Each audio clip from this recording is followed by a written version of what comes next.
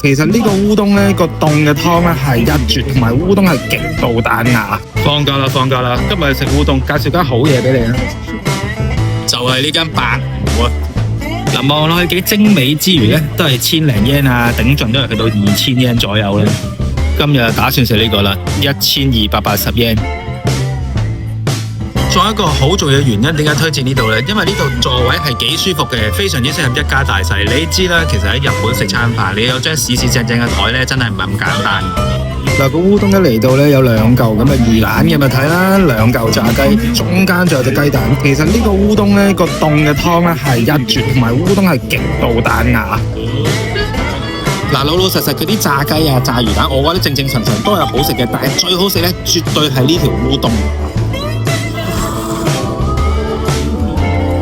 佢嗰種彈牙嘅程度咧，絕對係恰當好處，所以下次離開蘭波，試下嚟呢度食啦。